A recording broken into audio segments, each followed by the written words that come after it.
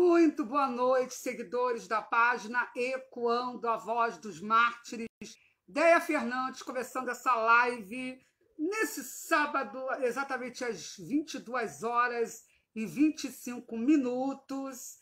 Hoje, dia 14 de novembro, um dia antes, da eleição, está todo mundo aí com os nervos à flor da pele. Temos que votar bem, aqueles que vão votar, tem que votar bem, conscientemente, tirar essa galera aí de extrema esquerda do poder, Ui, quase caiu aqui, gente. Olha que coisa horrível, até a unha. Ai, meu Deus, eu estou hoje meio lesa. Muito boa noite. Eu estou esperando agora só o Ulisses. Já está entrando aí. Pera aí, deixa eu chamar o Ulisses. Cadê? Vamos lá. Incluímos que trabalha com a temática de perseguição religiosa no mundo muçulmano e violação de direitos humanos. Então, estou esperando só adicionar aqui o Ulisses.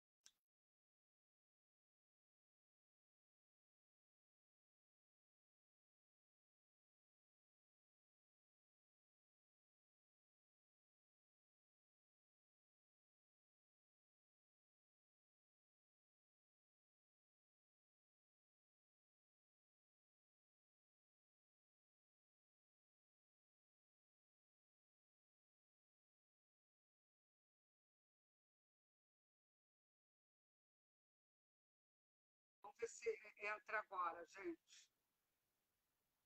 Consta aqui como adicionando. Boa noite para todo mundo que está entrando aí, tá bom? Estou vendo que tem uma galera boa entrando. Compartilhem a live. Só que eu estou tendo problema de conexão. Eu estou pensando até... não estou conseguindo chamá-lo. Espera aí. Ai. Ai, gente, vou te contar. Tem que ter muita paciência com o Facebook. Entrou. Finalmente entrou. Oh, maravilha. Tá me ouvindo bem, Ulisses? Olá, vocês estão me ouvindo? Eu estou ouvindo bem. E a galera aí? Deia. Oi, Deia. Só vou pedir um favor. Posso pedir um favor? 2 até. Vou sair para poder pegar o fone de ouvido, porque eu não estou ouvindo vocês. Espera um pouquinho. Beleza. Tá, me tira aí. Pode me tirar. Pode me tirar. Não, fica aí. Deixa aí, você pega o fone, deixa aí. Porque chamar de novo pode dar problema, entendeu? Isso. Bom, crianças, deixa eu ver aqui. Eu peço a vocês, gente, que, por favor, compartilhem a live. Márcio, boa noite. Jason, boa noite. Naildo. Tá. Já ia falar o outro link. Na semana passada, para fazer essa live no lugar certinho. Só que, infelizmente, eu não moro sozinho, Eu moro na casa do meu pai. Ele está voltando aí. Ele começou falando sobre escravidão, na semana passada, escravidão na África. Falou um pouquinho do Egito, tá?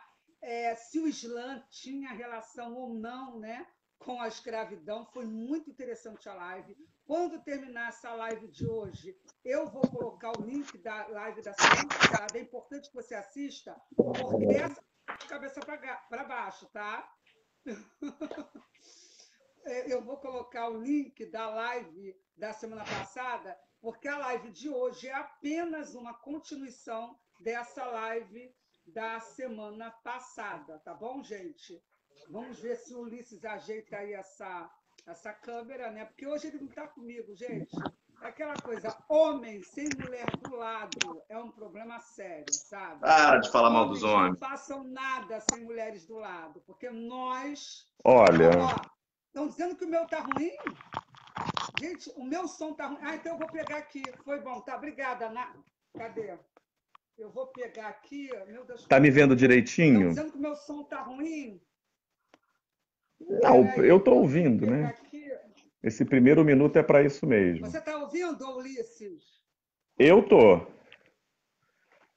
Então tá. Olha só, estão dizendo que o meu som tá ruim. Você tá me ouvindo bem, Ulisses? Eu tô. Tá, mas faz o seguinte, Ulisses, ajeita aí a tua câmera, ninguém merece te ver de cabeça para baixo. Pronto. Isso.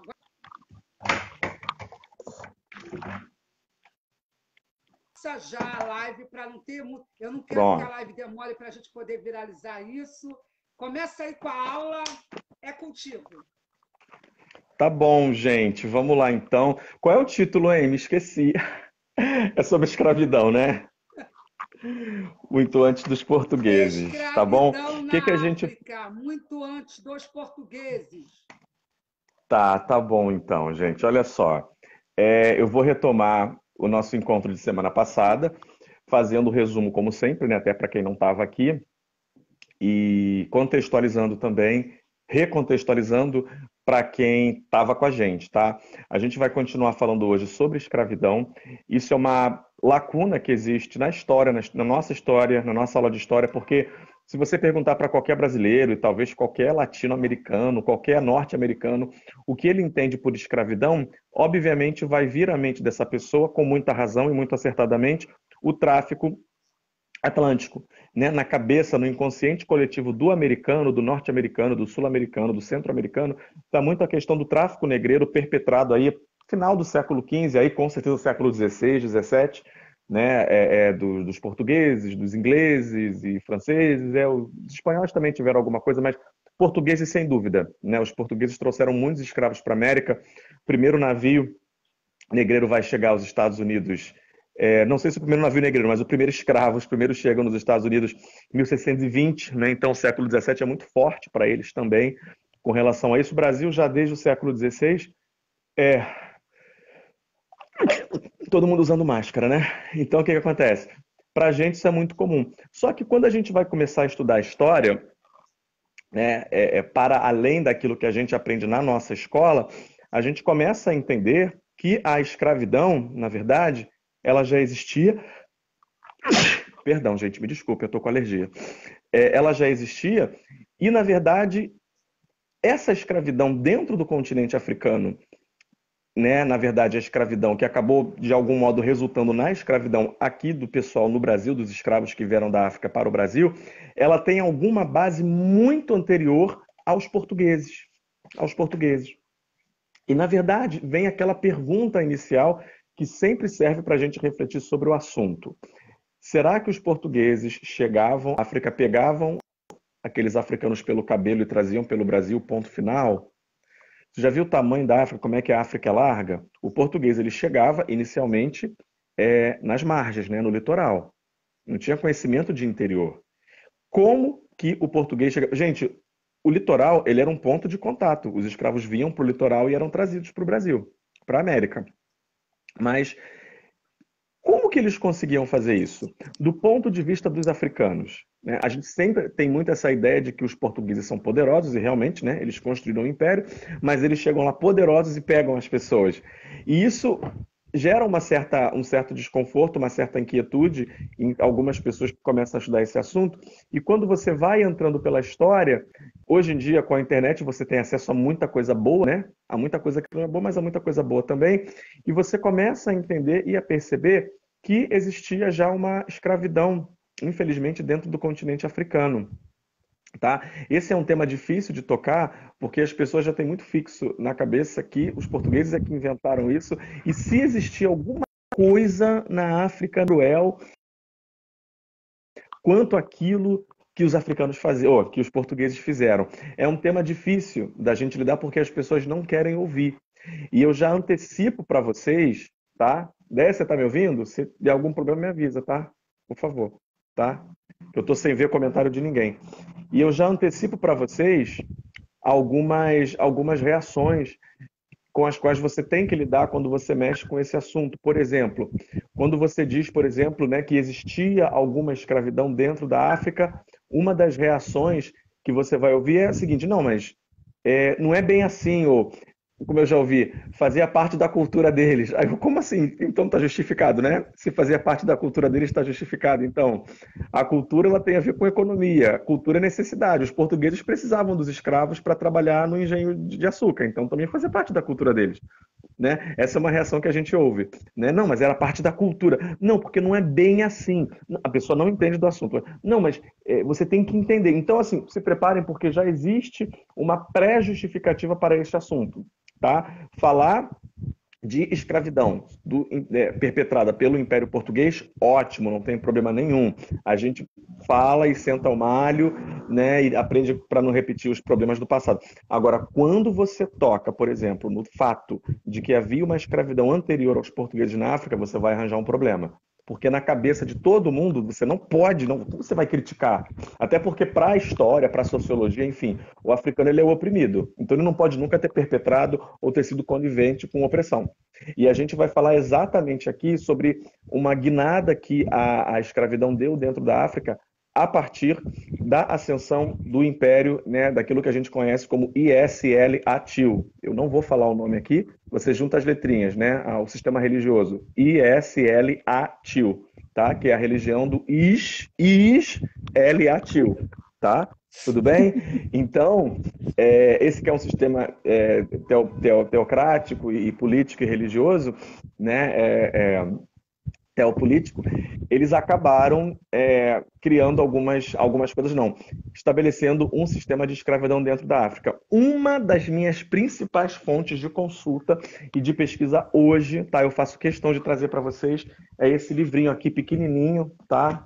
Ele tem apenas aproximadamente, ele tem 700 páginas só, tá? Você lê em um dia, assim, em meia hora você lê, que é O Destino da África, que é do Meredith, tá? Da editora Zahar. Se você quiser copiar, tá bom? O Destino da África, você joga no Amazon que você encontra fácil, fácil. Ele não é um livro que fala de escravidão, ele fala de escravidão também, porque ele é história da África. Então eu estou falando aqui hoje, a gente está tratando de história da África, tá bom? Então uma das minhas fontes é essa, tá? Ele é norte-americano, se eu não me engano, tá? E a gente vai usar um outro autor aqui, esse aqui, eu vou amar se você discordar de mim, porque o cara é o cara, tá? Que é o Tidjane Ndiaye, tá? Ele é franco-sudanês, tá? Ele é africano, tá? Ele é da religião que a gente falou, e ele escreveu esse livro exatamente porque ele, enquanto pesquisador, enquanto antropólogo, economista e tudo mais, ele começou a ver que existe uma lacuna sobre a questão da escravidão, né? Então ele começou a ver que, peraí, isso precisa ser falado, porque esse assunto não é falado, ele é sublimado no contexto, né, de África e no contexto da religião em questão. Então, eu começo dizendo o seguinte, eu não vou dar opinião, eu vou passar para vocês as leituras que eu estou fazendo, tá? E eu sei que tudo é uma questão de interpretação, de ponto de vista, mas eu não estou nem interpretando nada, eu estou do meu jeito, enfim, não estou dando opinião. Eu estou jogando para vocês as pesquisas desses historiadores, tá bom? E tem outras coisas também que a gente pode dar uma olhadinha, mas basicamente eu estou trabalhando com eles hoje, tá? Então, assim, se você não gostar do que eu falar, tudo bem. Eu só peço que você não rejeite, cara, porque a gente está com um problema hoje. As pessoas não saem nos rotulando e rejeitando. Você pode não gostar, mas não quer dizer que não faça sentido o que eu estou falando. Então eu peço que pelo menos você pare, ouça, pare para ler aquilo que você puder, vai atrás do que eu estou falando, porque eu estou fazendo um resumo, estou condensando bastante, tá bom? Então a gente retoma o que a gente estava falando semana passada. Então vamos lá. A gente entende, né? A gente sabe, né, que a religião em questão IS, né, o ISL-ATIL, ele vai se levantar no século VII, tá? Então acho que é 632, alguma coisa assim. Eu sou péssimo de datas, tá bom? Mas o profeta se levanta, vai fazendo sua pregação. A gente não vai falar dessa parte aqui hoje, mas e eles começam a se expandir. Eles estão na Península Arábica e após a morte desse profeta, eles vão se expandindo, se expandindo, se expandindo. E é um reino após o outro, é uma nação após a outra, né? É um projeto que a gente pode dizer que é colonial também. Nós estamos acostumados a pensar a Europa no século XVI, né? Os países, as nações europeias se expandindo. Portugal, Espanha, França, Holanda. Só que quando você começa a entrar nessa história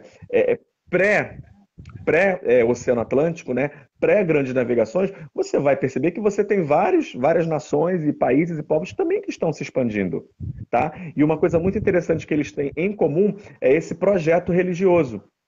Tá? O nosso problema hoje é que a gente não sabe pensar pelas categorias da religião. A gente pensa que o país X se levanta, o país J se levanta, mas a gente não consegue entender que isso tudo pode fazer parte de um projeto religioso, tá? É uma chave de leitura muito difícil para muitas pessoas. Então, uma vez eu tive a oportunidade de conversar com um historiador, professor de história sobre esse assunto, sobre escravidão. Tinha acabado de sair um livro, tá? E era um livro sobre escravidão, e eu falava com aquele professor de história, ele dizia assim, não, mas você tem que entender que são países, né? Que cada hora um manda. E ele não conseguia entender que tem uma questão religiosa muito forte em cima disso. Ele não conseguia entender. Então, pulando essa primeira parte da expansão da religião, o que a gente vai entender? Eu já vou entrar de cara, tá bom? Os comerciantes M aqui são os adeptos da religião. M-U, cedilha, U-L-M-A, Manus, tá bom? Então, os comerciantes M, que são os adeptos da religião, os comerciantes M tinham uma base no deserto no norte da África. Se você tem um mapinha na sua cabeça, você sabe que você tem a Península Arábica, vem para a esquerda, tá? Ali no Oriente Médio você vai chegar logo logo no norte da África. Você vai entrar pelo Egito logo logo. Então, eles tinham uma base no deserto no norte da África. Tá? E você imagina, o deserto é um problema, porque se você for descendo pela África, você tem o deserto do Saara. E é muito complicado você transpor o deserto do Saara, tá? Então, o deserto era um problema, mas depois você vai ter o advento das caravanas de camelos. Os camelos já estavam presentes lá desde antes de Cristo, inclusive, tá? Mas você tem o advento das caravanas de camelo e começa a ficar, começa a ficar mais fácil de cruzar esse deserto, tá? E eles vão cruzando esse deserto em busca de mercadorias, em busca de comércio, em busca de expansão. Eles tinham interesses. Gente, interesse econômico não é invenção de europeu, tá? Você pode chamar isso de capitalismo. Eu não sei se isso aqui é capitalismo. Eu sei que eles também tinham interesses, tá? Você se lembra muito bem, tá? Que o sonho dourado dos portugueses ali, final da Idade Média ali, era o quê? Descobrir o caminho para as Índias. Por que eles queriam tanto descobrir o caminho para as Índias? Porque o caminho, a rota para as Índias era dominada por vários grupos.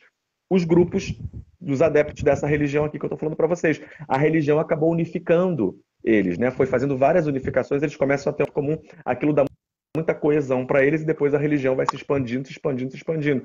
E a gente vai ver, inclusive, que conforme essa religião se expande, existe um interesse muito grande entre religião e comércio. Então eles chegam, fazem acordos comerciais, fazem propostas, usam a força bélica se necessário for, mas associam muito os benefícios políticos e econômicos à religião, ou seja, você adere à minha religião e está tudo certo para você. A gente viu semana passada que havia muitos casos, por exemplo, quando eles começaram a se expandir no norte da África, em que chegava alguém, os comerciantes chegava até algum líder, depois que eles iam embora, as pessoas voltavam para o paganismo, para as suas religiões africanas.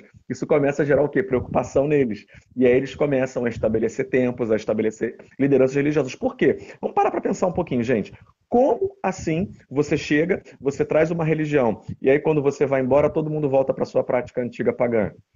É porque aquilo era um interesse momentâneo. Essa religião nunca teve problema em associar interesses locais à sua pregação. Se a gente for olhar, o líder fundador da religião em questão foi um grande líder militar. Ele chegava e falava, olha, ou se converte ou morre, ou aceita os meus pressupostos ou você morre. Tá? Então, é muito interessante a gente perceber que existe esse tipo de associação. Eles nunca tiveram problemas com isso. Tá? E isso vai se repetindo ao longo do tempo. Então, a expansão comercial, né, dessa religião, ela vai ganhando capilaridade na África, sobretudo a partir do comércio, a partir das caravanas de camelos. Tá bom? Então, uma coisa interessante para a gente perceber é isso. Outra coisa, eu quero ler para vocês, tá? Espera aí um pouquinho. Vamos lá. Deixa eu ler para vocês aqui. Sobre o tráfico. Espera aí, gente. Então, olha só que interessante. O tráfico, tá bom?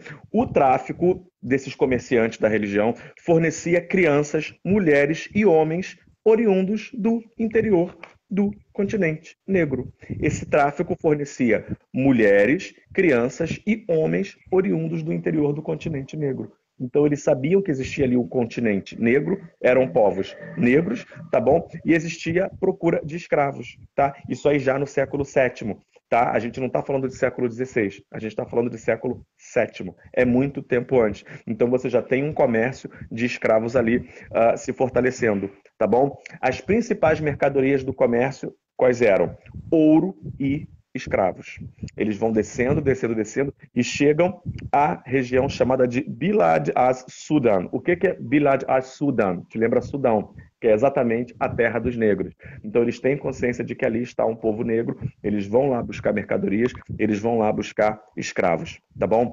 Uma coisa importante, a data que é usada como início do tráfico negreiro transsaariano é 652 na Núbia. A Núbia é uma região que hoje estaria no Egito, entre o Egito e o Sudão, tá bom? E os núbios, obviamente, eles tentam resistir. Era um reino cristão, tá? De tradição cristã, eles tentam resistir.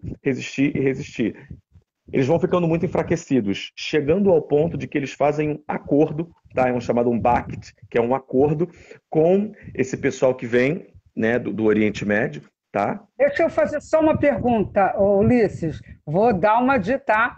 Nesse caso, você fala resistir à jihad ou às outras estratégias de dominação?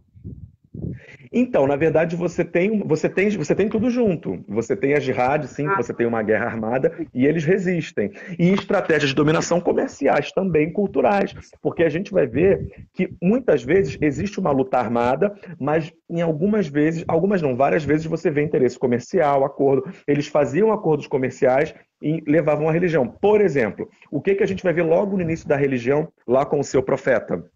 Né?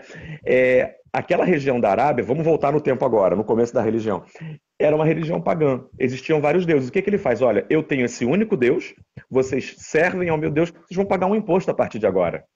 A associação entre comércio e religião está muito forte.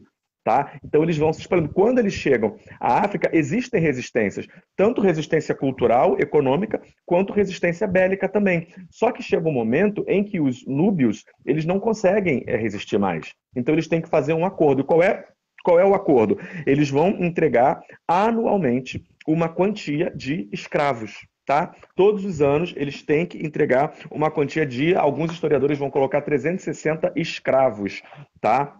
Então, é muito simples. Vocês me dão escravos e eu não invado o território de vocês. E a Núbia, ela passa a ser, como é que a gente pode dizer? Ela passa a ser uma região que é fonte de escravos, tá? Então, oficialmente, a data fica sendo essa. Você fala assim, Ulisses, e antes disso? Antes disso, existe cativo e servidão dentro dos povos africanos. Alguns historiadores, eu não trouxe para cá, mas alguns vão dizer, olha, você tinha pessoas que eram tiradas, privadas de suas liberdades, para trabalhar sem um salário, por exemplo, tá? Então, dentro da África já existia alguma coisa assim, tá? Talvez aí esteja uma ponte. Por que eles começam a fornecer escravos? Porque eles já tinham o hábito de trazerem cativos, por exemplo, presos de guerra. Uma pessoa de uma outra etnia vai ser minha escrava. Por quê? Uma coisa que a gente precisa entender, gente, os povos africanos, assim, pelo menos naquela região ali, enfim, porque falar de África é uma coisa muito grande, né? Eu posso falar de um lugar e sem querer acabar impondo isso para o outro. Mas eles não tinham essa noção de propriedade de terra. Tá? Essa terra é minha, não tinham isso. Eles tinham, sim, propriedades comuns. Não é à toa. O que é o quilombo, se a gente pensar, né, no Brasil? O quilombo é uma espécie de transposição daquilo que já existia na África. Era uma propriedade comum. Tá? Então, na verdade, eles não tinham noção de propriedade de terra. Quem eram as propriedades que eles tinham, muitas vezes? Eram outros seres humanos.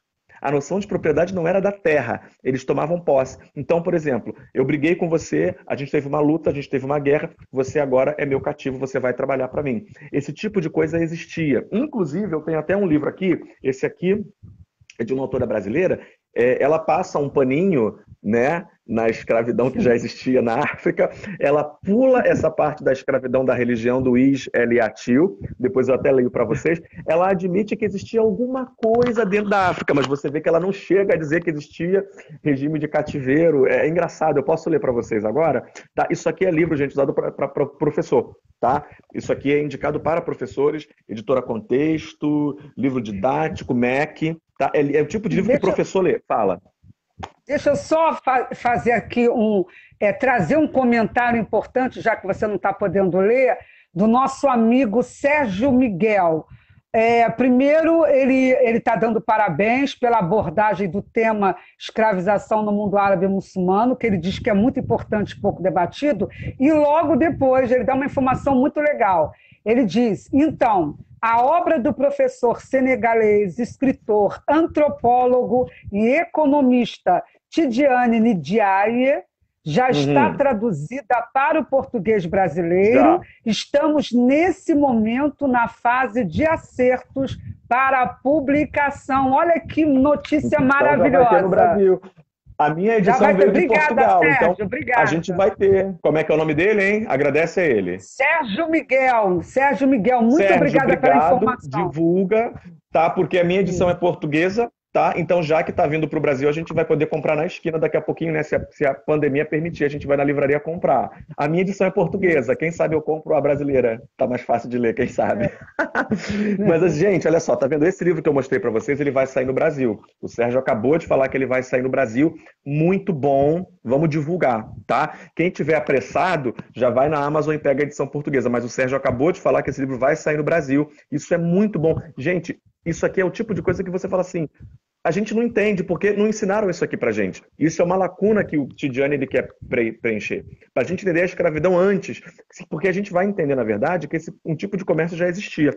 Então, essa autora aqui, desse livro que eu estou lendo aqui, é a Regiane Matos, tá? Isso aqui é livro que professor lê. Muitas pessoas vão ter uma noção de escravidão lendo isso aqui, ponto final. Então eu vou ler para vocês o que anda circulando, inclusive, no meio educacional, pedagógico. Ele fala o seguinte, ela fala, antes do século XV, quando os europeus ainda não tinham estabelecido, né? Quer dizer, olha como é que ela faz. Antes dos europeus, olha a referência dela, tá? Os escravos eram utilizados no interior das sociedades da África subsaariana, como concubinas, criados e soldados, além de serem uma das principais mercadorias de exportação para o deserto do Saara, tá? Então ela fala, ó, os escravos podiam ser obtidos...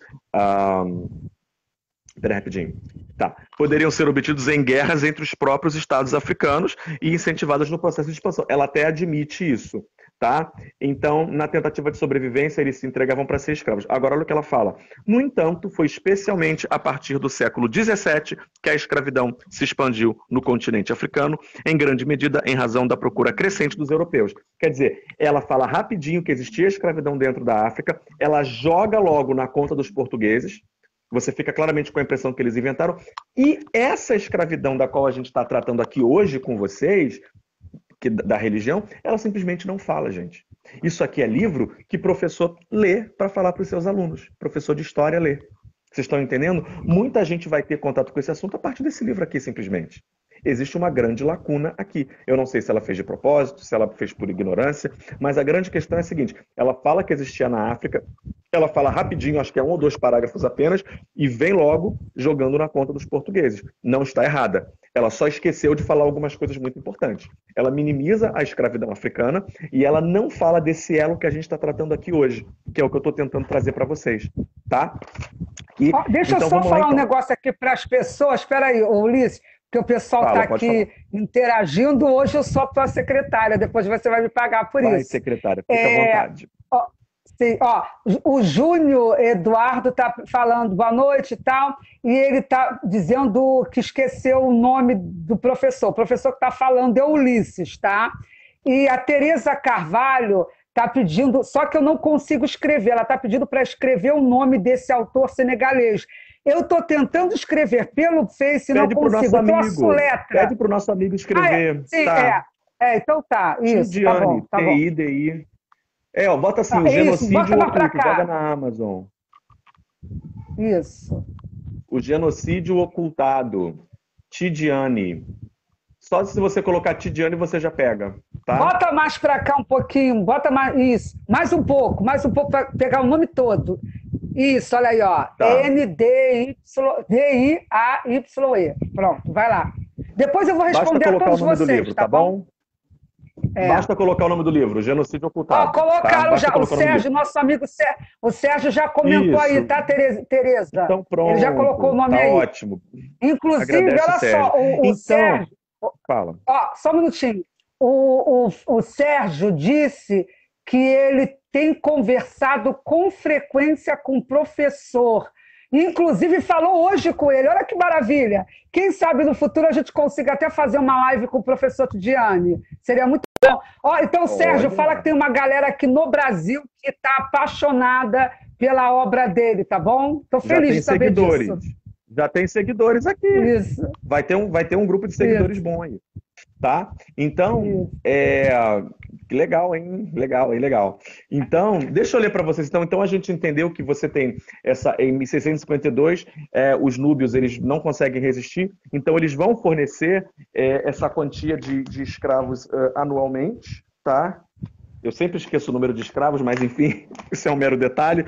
Eles têm que fornecer esses 360 escravos todos os anos. Eles não estão mais conseguindo resistir. Não é que eles deram escravos, eles estavam tentando resistir e não conseguiam, tá? E eu quero ler um pouquinho desse acordo, tá? Porque o Tidjane cita o acordo, né? Ele traduz o acordo para a gente. Então, olha só, artigo 1. Tratado concedido pelo emir Abdallah Ben Said ao rei da Núbia e a todos os seus súditos, tá? Então vamos lá. Então ele fala o seguinte: olha só. A vez de entregar todos os anos 360 escravos de ambos os sexos, que serão escolhidos entre os melhores do vosso país e enviados ao imã dos Musul, plá, plá, plá, plá, plá. Todos deverão estar isentos de problemas. Não podem ser velhos decrépitos, idosos ou crianças com idade inferior à puberdade. Devem ser entregues ao governador de Assuão. Se algum escravo pertencente a um Musul Parará Parará se refugiar junto de vós, não o abrigareis e falo-eis conduzir para território Musul Parará. Ele está falando o seguinte: olha, se algum escravo meu for para aí, não dá refúgio, manda de volta. Gente, a escravidão era comum nesse contexto. Isso é um caso de extremismo? Não sei. Eu estou falando para vocês o seguinte: isso é fato. Você já tinha isso. O objetivo do livro é exatamente falar isso, tá? Daí você está com o ventilador? Tô. Tá te atrapalhando? Se puder desligar, eu te agradeço. Vou desligar Não estou com agora. calor, não. Desliguei. Pode desligar, fica tranquilo. Tá bom? Então eu li para vocês um pouquinho desse acordo. O acordo diz o seguinte: se algum escravo fugir para aí, manda ele de volta. E eu quero de você 360 escravos. Alguém pode falar: nossa, que maldade, como é que eles deram? Gente, ou eles davam esses escravos ou eles morriam, ou eles sucumbiam.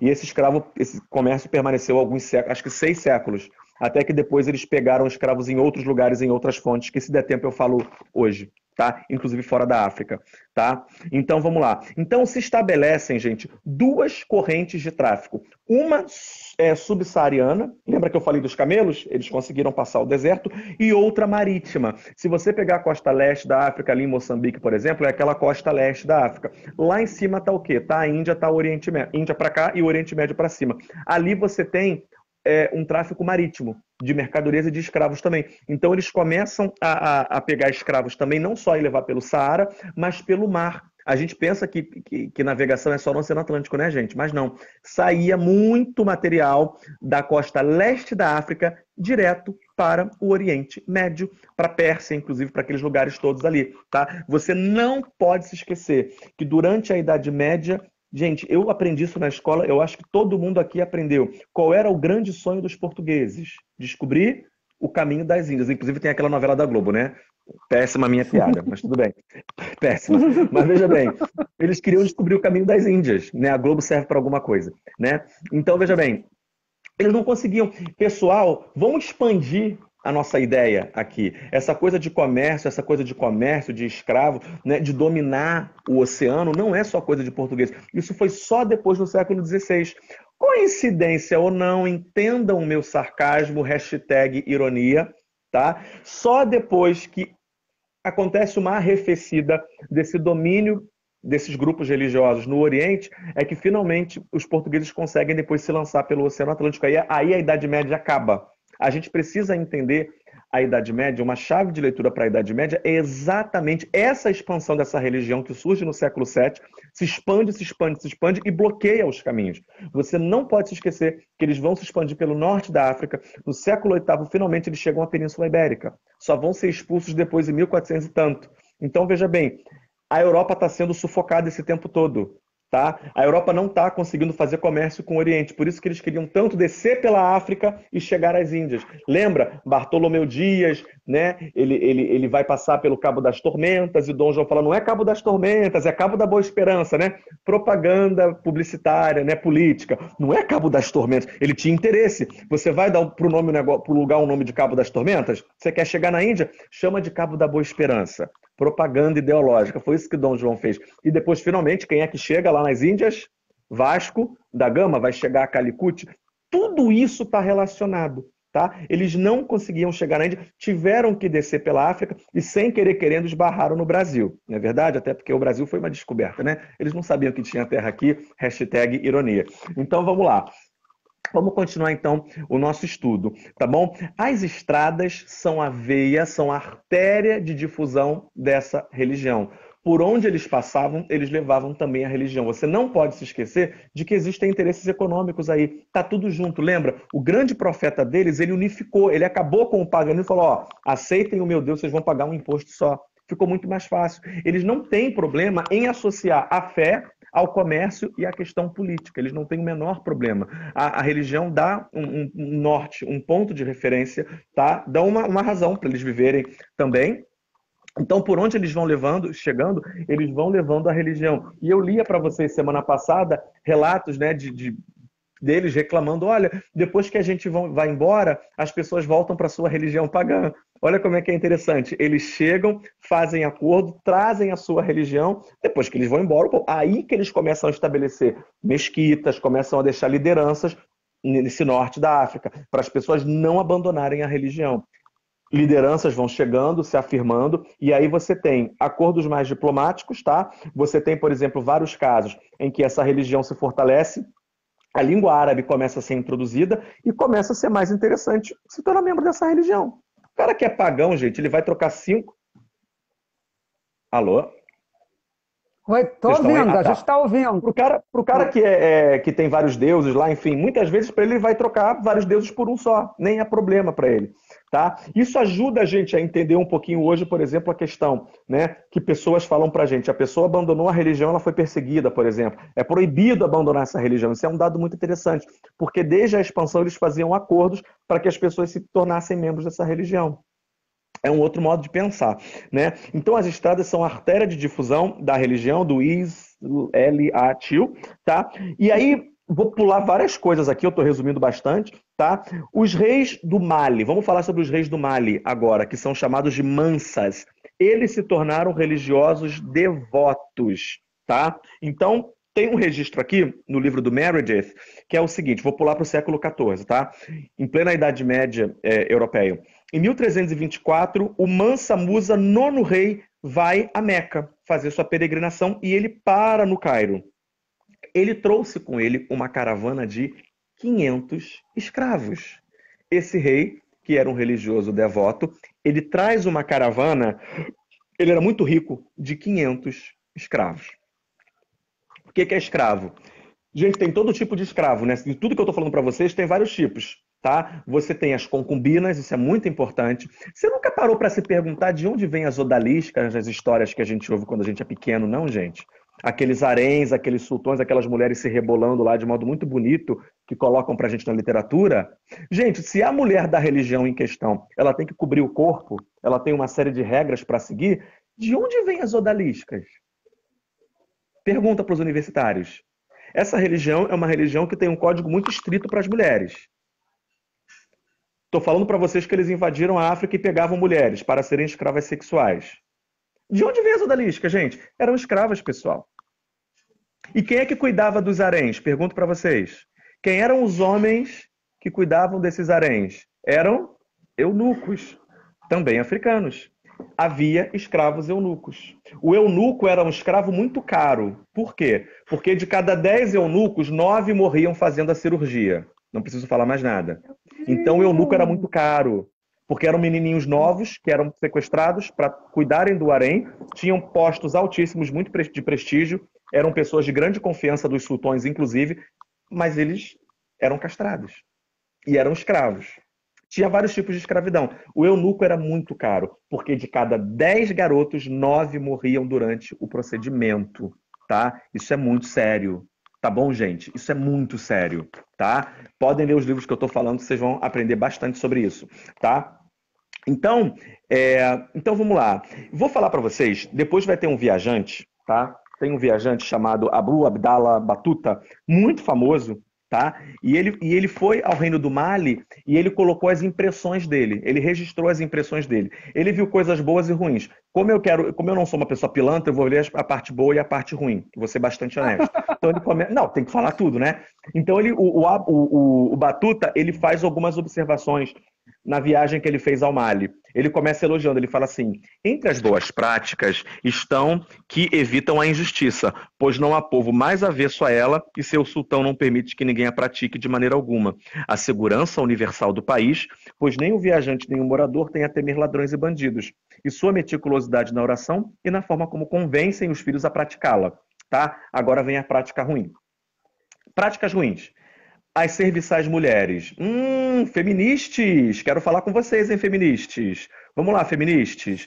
As serviçais mulheres, as escravas meninas e as filhas jovens aparecem nuas diante das pessoas, expondo os órgãos genitais. As mulheres que se apresentam ao sultão estão nuas e descobertas. Mas nessa religião, mulher não pode andar descoberta. Mulher tem que cobrir o corpo, tem que usar o véu. Mas aqui as mulheres estão nuas e descobertas. E também suas filhas. Na noite do 27º do Ramadã, vi cerca de uma centena de escravas meninas nuas, deixando o palácio do sultão com alimentos. Entre elas estavam 2 filhas do sultão, com seios fartos e sem véu. Então, veja bem, não vou entrar aqui em mérito se é da religião, se não é. O nosso assunto é o seguinte: escravidão. E os tipos de escravidão. Das concubinas aqui que a gente nunca ouviu falar disso. Tá? Existem vários tipos de escravo. Tá bom? Então a gente precisa expandir esse conceito aí de escravidão. Tá bom? Quiserem comentar, tá? Então vamos lá.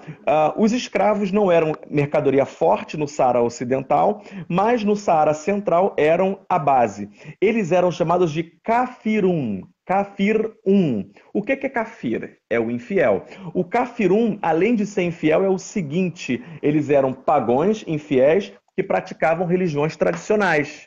Olha, as religiões africanas. Cadê o povo da matriz africana aí, gente? O que são religiões tradicionais? É o que a gente chama de macumba, né, gente? Né? Então, veja bem, esses povos eram chamados de kafir-um. Portanto, eles podiam ser escravizados. Eles não serviam ao Deus lá deles, lá, né? O Deus da religião tal, do profeta. Eles eram infiéis, pagãos, então eles podiam. Nessa hora, os meus amigos, professores de história, vão sentar, vão ajeitar os seus óculos, né? Aqueles que usam óculos, vão mexer no cabelo, aqueles que têm cabelo, não, porque você tem que entender que existe uma questão, que a religião é instrumento, tá? Religião é instrumento, tudo bem. A religião legitimava isso. Até porque existem versos no livro sagrado dessa religião que afirmam a escravidão. Alguém vai me dizer nessa hora que é uma interpretação ruim. Queridos, eu estou dizendo que eles usavam isso. Se você acha... Tudo bem, você pode achar que é uma interpretação errada, mas era a interpretação que eles faziam. O nosso ponto aqui é o quê? É mostrar que a escravidão já existia. Se você quer defender, tudo bem. Eu estou passando para vocês o que eu estou estudando. Tá? Por quê? Porque professor Tidiane, que é o senegalês, vai dizer que existem esses versos na escritura deles religiosa que motiva a escravidão. Tá? Então, existia uma justificativa. Tá bom, gente? Já falei para vocês dos eunucos, tá bom?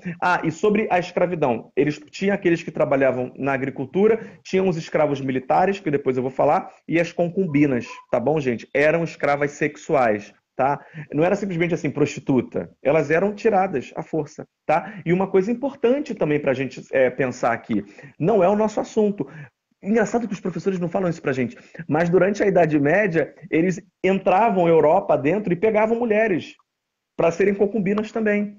Tá? Muitas mulheres europeias e cristãs foram levadas para o norte da África e para o Oriente Médio para serem escravas sexuais. Esse tipo de comércio existia, a arte ilustrou isso também. Você tem quadros, inclusive, que registram isso e tudo mais. Tá? Então, vamos lá. O avanço da religião deixa as comunidades cristãs cada vez mais isoladas na África. A gente pulou essa parte porque não era interessante para a gente. Mas você tem comunidades cristãs muito fortes na África, a começar por Alexandria, no Egito. Né? Existiam judeus ali e existia uma comunidade cristã muito forte. Gente, você não pode se esquecer que os cristãos foram milhões no Egito. Hoje, os coptas são 10% da população, mas no passado eram a maioria esmagadora, eram 90%. Tá? Então o cristianismo, ele chega, se a gente parar um pouquinho para pensar, né, como é que talvez o cristianismo tenha chegado à África? O eunuco, da rainha Candace. Lembra? Ele tem lá, ele estava lendo lá o livro de Isaías, né? E não sei se é Filipe, enfim, quem entende de Bíblia aí me fala depois. Chega depois e fala com ele, ó, você entende o que você está lendo? Eunuco de Candace, gente, ela era uma rainha africana. Candace não é nome, Candace é um título, tá? Não era o nome dela, era o título. Havia várias Candaces. E ele ouve o evangelho e vai. Então a gente tem ali talvez o primeiro africano que tenha se tornado cristão. A gente precisa entender que a comunidade cristã era muito forte na África, tá? E com o passar do tempo, a religião vai chegando, tá?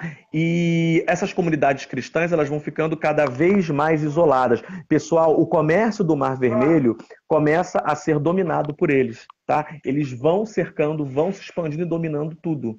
Tá? Por isso que é muito injusta a colocação que a gente vê alguns colegas, às vezes, professores de história, falando assim, não, porque as cruzadas, né, os europeus chegaram lá querendo atacar os Muçul. Eu falo, não, mas eles eram muito poderosos.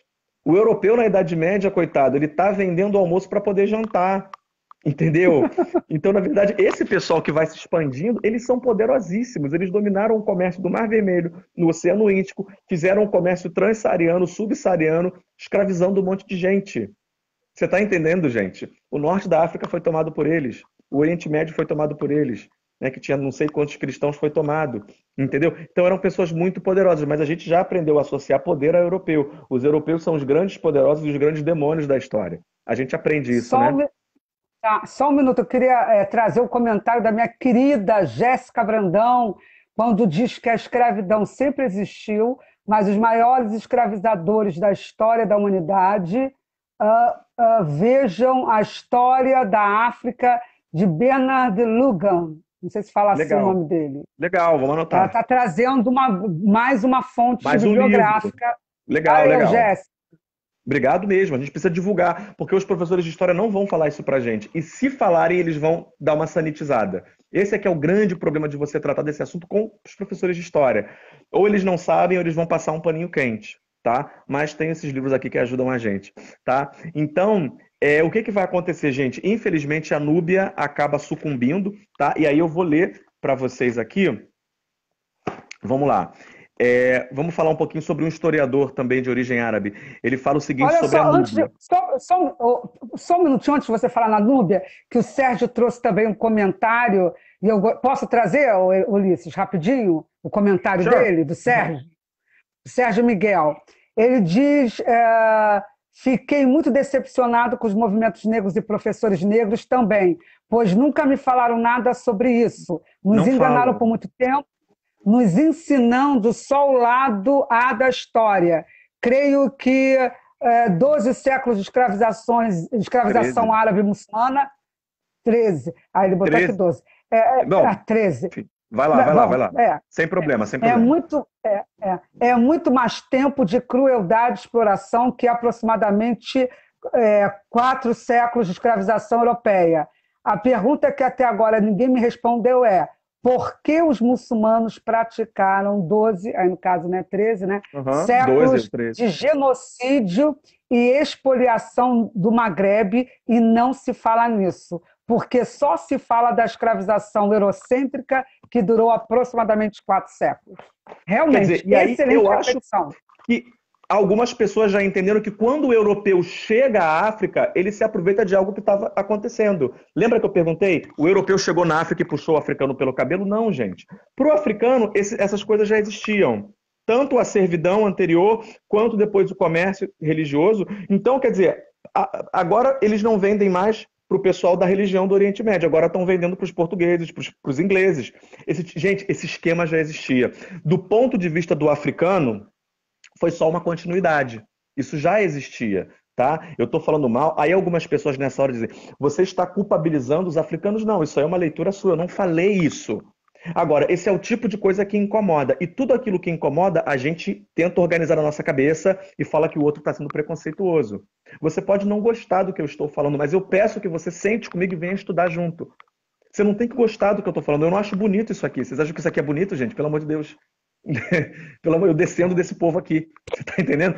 Então, veja bem, nessa hora, caso você tenha paciência para tratar desse assunto, uma das objeções que você vai ter: Ah, é questão de cultura. Segundo, você está culpabilizando os africanos, porque já está estabelecido que a realidade é opressor e oprimido. O português é o opressor, o inglês é o opressor, o francês é o opressor e o resto do mundo é oprimido. Como você ousa criticar? Como você ousa falar disso dos africanos?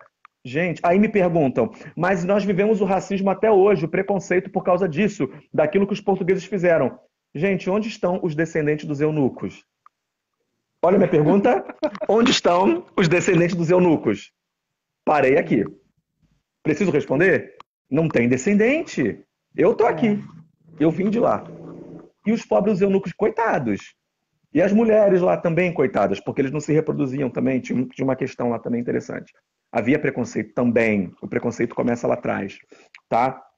Então, eu vou ler para vocês aqui agora a impressão de um historiador sobre a Núbia, um Agora, historiador da época. deixa eu Fala. só te falar, Ulisses, tempo.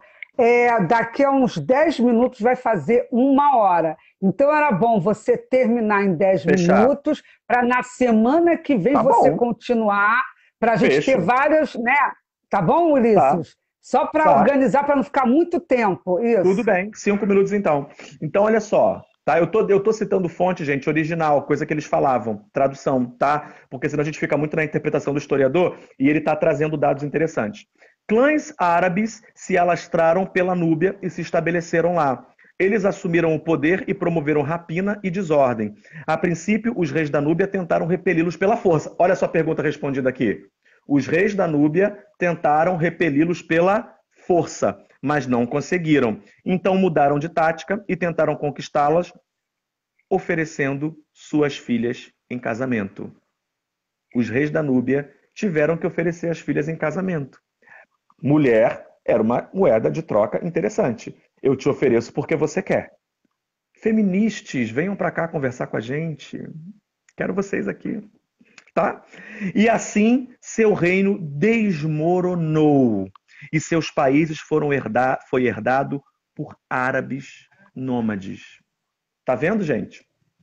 Relato da época, tá? E a gente entra aqui na região da Abissínia, que é ali perto também, que foi um ponto de resistência também, tá? Eles foram invadidos muitas vezes e chega ao ponto em que aqueles abissínios, que eram uma comunidade cristã, eles começam a cavar na rocha, debaixo do chão, igrejas em formato de cruz.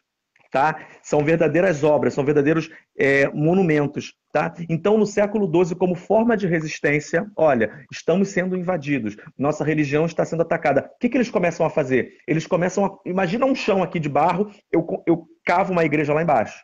Eles cavaram, gente, ao longo do tempo, eu acho que foram 11 igrejas que eles cavaram, foi isso, 11 igrejas, como forma simbólica de resistência. É como se fosse uma nova Jerusalém. Tá? E aí quando você vai para a internet, era uma obra dos abissínios, que bonito, porque eles queriam fazer um local de peregrinação. A peregrinação foi uma consequência, porque aquilo foi um modo simbólico de resistir ao avanço da tal religião que estava chegando. Aquilo virou um local de peregrinação, sim. Tinha um rio lá que eles achavam que era o Rio Jordão. Esse lugar é chamado de Lalibela, você já deve ter ouvido falar, tá? Que é na Etiópia. Lalibela por quê? Porque o último rei a mexer nesse lugar era o rei Lalibela, um rei também cristão que queria resistir. Então joga depois aí Lalibela no YouTube, você vai ver as igrejas cavadas na rocha. O que é isso? Você vai ouvir falar coisas lindas sobre isso, mas ninguém vai contar para você que foi uma tentativa deles desesperada de marcarem o território deles enquanto cristãos. Eles cavaram igrejas na terra, não é subterrânea. Você vai entrar no YouTube, você vai ver o que eu estou falando, tá? Você vai entrar e você vai ver, tá? Então, como a gente vai encerrar agora, eu entraria num próximo capítulo de uma outra fase da escravidão. Mas eu vou parar por aqui. Então, a gente começou com a Núbia, terminou com a Abissínia, sempre lembrando que esse comércio começa com a Núbia, com aquela história dos escravos, deem os escravos pra gente, tá? Isso termina, eles, além de oferecerem escravos, chega ao ponto que eles têm que oferecer as filhas deles em casamento. Tal era o desespero, até que esse reino da Núbia acaba ruindo. Tá bom, gente? O que a gente quer colocar aqui, os portugueses depois se aproveitam disso. Eu estou defendendo os portugueses? Não. Eu estou culpando o africano? Não. Eu estou querendo dizer que coisas já existiam, inclusive antes da chegada desse pessoal, e as coisas só foram piorando, piorando, piorando, e o comércio escravo se estabeleceu. Não apenas escravos para trabalhar na lavoura, mas concubinas, eunucos, e havia também escravos militares, que eram muito bem tratados, sim, mas eram obrigados a ir lutar nas guerras. Escravidão militar. Tá bom, gente? Depois tem mais coisa, tá ok? Olha, inclusive, gente, olha, eu assim, o pessoal Ulisses está amando, você não tem noção. Depois você Que leia os bom, fico feliz. comentários, todo mundo apaixonado, inclusive está presente a professora Sônia Bloomfield, ela até falou, fez um comentário sobre o que o Sérgio escreveu dos judeus, que também são judeus falachas, né? Lá também da África, porque o professor Tidiane tem uma obra sobre essa comunidade judaica lá na África. E, olha, a professora Sônia, tá dando parabéns aí para você, gostou, tá bom? Obrigado, E obrigado olha, mesmo. ela é top, Tamo top. Ela junto. diz Conto com aqui, a tua ajuda. onde. Olha, ela disse aqui, onde. Cadê? Ai, meu Deus, eu não peguei. Ai, o que ela falou. Ela tinha escrito aqui o negócio, não deu para ler. O Depois você me pessoal está passa. se comentando. Eu vou passar para você. Mas olha só, quanto ao que você falou de escrava, né? Casando e tal, eu vou trazer só. Olha aqui, ó, esse livrinho aqui, interessante, Ulisses, eu estava lendo essa semana. Aham, Esse aham. livrinho, não sei se vocês estão lendo. Tenho. Ó, Aham. você tem, não tem? Esse Tenho. aqui é o Biografia e Guia Ilustrado, o profeta do Islã, Muhammad. Biografia e Guia Ilustrado dos Fundamentos Morais da Civilização Islâmica. Isso aqui, inclusive, é revisado, tá? Pela sociedade, cadê? Pela Sociedade Islâmica do Brasil, sabe? Enfim, é oficial aqui dos É deles. muçulmanos, eles dão para os turistas, para o brasileiro, isso aqui é dawa, eles estão fazendo pregação. E olha Uhum. se o que o Ulisses acabou de dizer, se não tem base aqui. Olha aqui uma das partezinhas que eu li, eu vou ler aqui rapidinho Fala. para vocês que eu acho interessante. Muhammad casou-se com Safia, uma mulher de uma tribo judia. Bani al-Nadir era uma das tribos judias que traíram Muhammad e atuaram contra ele. A gente sabe que é o contrário, né? Mas tudo bem, eles Uhum. continuam. Depois que Muhammad os sitiou na cidade de Caibar, se renderam, perderam, ó, Uhum. se renderam. Deu ruim. Safia, a filha do líder judeu, estava entre as que foram capturadas. O que significa isso, professor? Eram escravas, não é isso? Travas. Perderam Capturado a de guerra, escravo. escrava. Olha o que ele diz. Muhammad a libertou e lhe propôs o matrimônio. Safia Propôs. aceitou e se casaram. Aí diz, Muhammad demonstrou dessa maneira a todo mundo que não tinha nada contra a comunidade judaica, porém sim contra os agressores, a quem, independentemente de sua raça ou credo, teria que colocá-los em seu devido lugar. Então mostra aqui uma escrava, né, que ele tinha tomado, e como é que ela conseguiu a suposta liberdade, tendo que casar com o profeta. Nesse caso dela, porque ele teve outras concubinas que não casaram. Ele teve pelo menos 10 esposas. O Alcorão, inclusive, dá direito ao profeta, deu direito a ter quantas esposas ele quisesse. Os fiéis, só 4. Mas o profeta teve 10, mas podia ter mais de 10, fora as concubinas. Então, Só vocês isso. vejam como eles trazem a história. Quem conhece a história sabe que a ordem do profeta era que fossem expulsos ou mortos todos os judeus e cristãos da Península Arábica, e isso se cumpriu Sim. ainda em vida. Não ficou um lá. Sim. Então, E foi até muito hoje interessante não o que você pode. falou, Não, porque... não, e até hoje na Península Arábica não pode ter igreja. Né? Não pode, é Sim, é proibido. verdade. Vou ler para vocês um É verso verdade. aqui, tá? Do livro sagrado. Não inciteis as vossas escravas à prostituição, as vossas escravas, normal, para proporcionar-lhes gozo transitório da vida terrena, se elas quiserem viver castamente. Mas se alguém as compelir a isso, o Deus, né, ALA, perdoar-lhes-á por terem sido compelidas, porque é indulgente e misericordioso. Quer dizer, Deus, o Deus deles, perdoa quem incitou a escrava à prostituição. Se você quiser prostituir sua escrava, você vai ser, perdão, perdoado. Eu li um para vocês aqui que fala de escravidão. Então a gente tem que pensar nessa escravidão também das mulheres, porque mulheres foram objetificadas e vidas negras importam. Olha, a Importam professora mesmo. Sônia. Tô brincando, olha mas só, importam mesmo, tá? Importam olha, mesmo. qualquer dia eu vou ver se eu consigo fazer uma live com a professora também. Ela está dizendo aqui, além de outra escrava que foi dada a ele de presente pelo imperador de Bizâncio, e que ela tinha um eunuco africano. Gente, é por isso que eu amo conhecimento. Bizâncio. Olha aí que Segura maravilha, Bizâncio, que a professora... Querido, essa professora é top de linha, top, tá sabe? Bom. Top. Tá bom, obrigado. Tá vendo a aula aqui? A gente está até pegando aqui um pouquinho do excelente conhecimento da nossa querida professora doutora Sônia Blumfield. Maravilha. Amigo de autora aqui, essa live foi maravilhosa. Sônia, vamos ver se um dia você tem disponibilidade para a gente fazer uma live contigo. Você, Ulisses, e eu só sabe? Eu sou assistente só. Tá? De secretário. Então, gente, é isso. Já temos 1 hora de live, foi muito bom o conhecimento. Tá bom, leiam tá os comentários da professora, que não deu para eu ler tudo que ela escreveu, ela tem outros comentários. É bom que vocês leiam. Ela é especialista no tema, tá? Ela é especialista, não preciso nem entrar em detalhe. Inclusive, ela é diretora de uma grande instituição que trabalha na área do conhecimento acadêmico, nota 1000, tá? Olha só, ela está dizendo que ela vai fazer sim uma live com a gente, olha que maravilha, vamos marcar.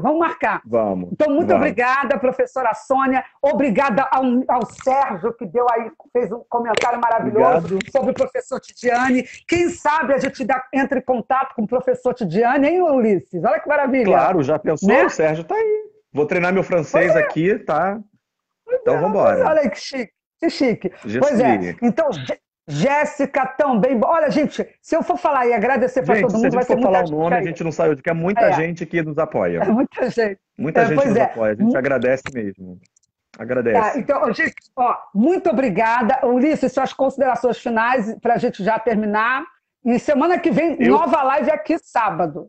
Vai. Como sempre, agradeço, ruminem esse tema, se preparem, façam o teste, joguem esse tema para alguém e vejam qual é a reação, depois conta pra gente. Eu quero saber como é que os amigos de vocês reagiram. Vai ter muita gente defendendo já sem nem saber do assunto. Mas faz parte, né? O Brasil é assim. É a terra da opinião. Tá bom.